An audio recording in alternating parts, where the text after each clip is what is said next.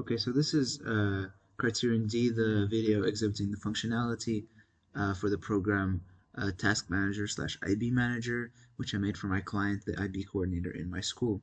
And we'll be going through this agreed upon success criteria. So the first one is a GUI that is simple to use.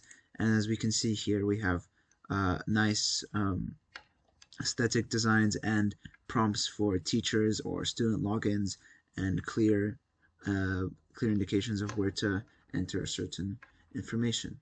So that success criteria can now be ticked off. So if we try to use the login for an account, Johnny, and the password is test. Login doesn't work because this account doesn't exist. So if we need to, we can go create this account. So it would pop up this menu, and once I enter the information, this is what it will look like. Okay, so the data has now been entered, and this would be a valid entry. However, there are some issues that the program needs to be able to deal with to create an account and fulfill criterion C. For instance, the invalid name, and it pops up with this error message, or invalid last name, which pops up with this error message, or invalid passwords, which don't match, clearly indicated by the length, in which case the same error message is popped up, or if the passwords do match, but they are of a not a length of 8 characters, so this error message will pop up then. This is a form of data validation which was required for this program to make the program more secure. So if we fix this issue, and then we make one more, let's say there's a duplicate subjects. It won't let us create an account because obviously you can't take the same subject twice. So these are the errors the program needs to handle, and it does so. So once this is fixed, the account can be created, and it prompts us back into the login menu. Thus, the criterion 3 is completed. So now we can test the success criteria 2, 4, and 5 of the student menu. So if I do the accounts we just created, test, and I log in, we get this menu with a blank set of tasks because it's a brand new account. So if we have a task that's Johnny wants to set for himself, and it is for history, and it is due in 2 days, and its priority is let's say 10, because Johnny really likes history. So add task, view task, this task pops up.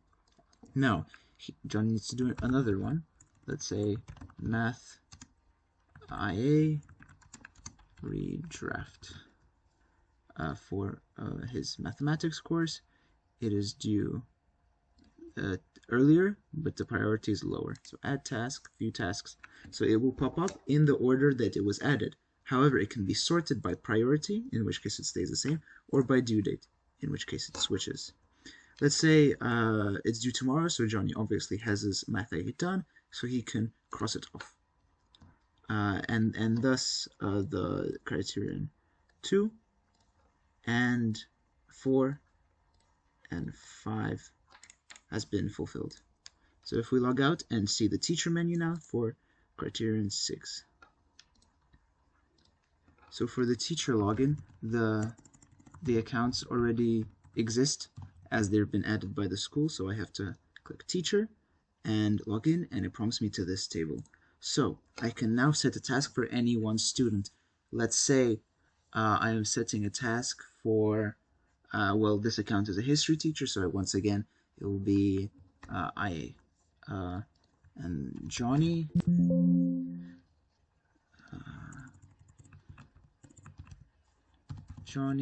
due date 26, confirm task. So if I now log out, go into Johnny's account, test, unclick the login, and log in and view tasks, and the IA will be here.